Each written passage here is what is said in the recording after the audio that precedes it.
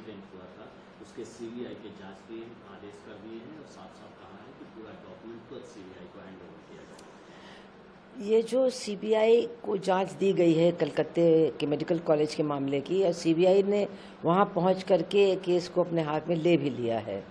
अब उसमें हम लोग को सबको उम्मीद है कि सच्चाई सामने आएगी, क्योंकि जो टीएमसी की सरकार है, ऐसा लगता है कि मेडिकल कॉलेज के जो हेड हैं उनके साथ ममता जी के बहुत अच्छे संबंध हैं। इसीलिए जब उन्होंने इस्तीफ़ा दिया इतने दिनों के बाद, तो 4 घंटे के अंदर उनको इससे भी बड़े मेडिकल कॉलेज का हेड बना दिया गया। तो ये निश्चित रूप से कई सवाल खड़े करता है। फिर जो कलकत्ता पुलिस ने उस समय किया कि जब उनको वो लाश मिली तो उन्होंने माँ बाप से कहा कि आपकी बेटी ने आत्महत्या कर ली है, जबकि कोई सवाल ही नहीं था, कोई मतलब ऐसी स्थिति में वो लाश नहीं थी कि ज़रा भी संदेह हो सकता था कि उसके साथ क्या हुआ है।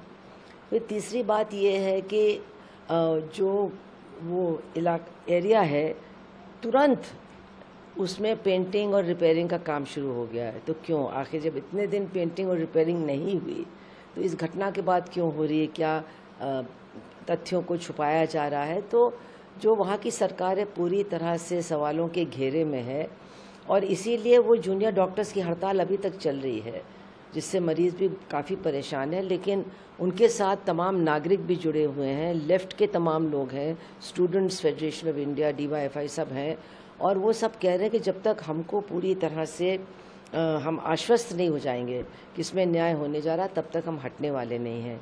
जो बच्ची मर गई, उसके जो पिता का इंटरव्यू आया है तो इतना दर्दनाक है।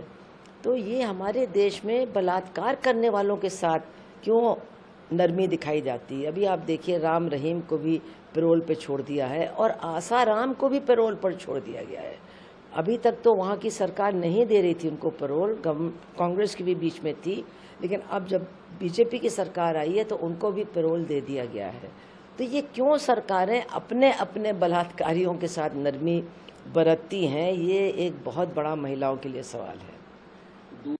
रहे हैं कि जो सीबीआई जांच का आदेश हुआ है उस पर कि हम चाहते हैं कि स्वास्थ्य मंत्री और मुख्यमंत्री इस्तीफा दें।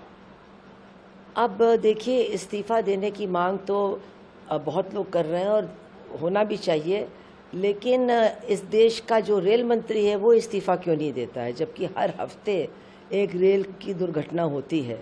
और वो तो कभी उन्होंने ये कहा भी नहीं, झूठे ही सही, कि मैं इस्तीफ़ा देने के लिए तैयार हूँ या मेरी जिम्मेदारी है।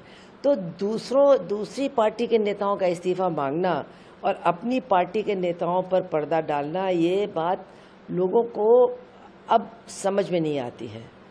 निश्चित रूप से अगर वहाँ ये सारी गड़बड़ियों को देखते हुए जो स्वास्थ्य मंत्री हैं या जिसने भी उस हेड ऑफ इंस्टीट्यूशन को 4 घंटे में दूसरी जगह नियुक्ति दे दी, निश्चित रूप से उनको माफ़ी मांगनी चाहिए, उनके ऊपर एक्शन होना चाहिए।